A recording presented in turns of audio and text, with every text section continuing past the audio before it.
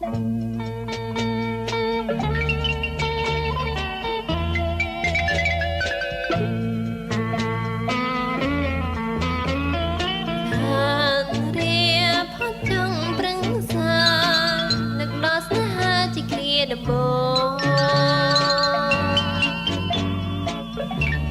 ងនឹងអូនកាន់ដៃគ្នាយ៉ាងស្និទ្ធស្នា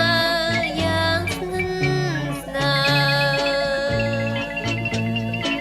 រឿងពីអតីតអើយចិនសងវែងពេកក្រៃ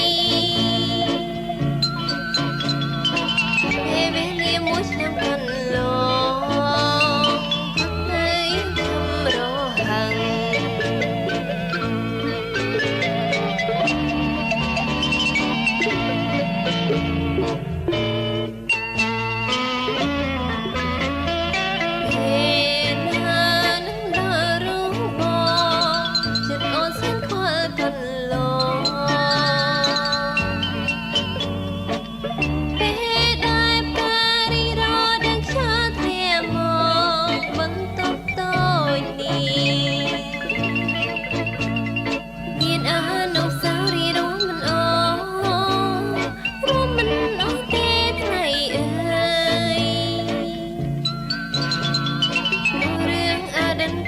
សង្វា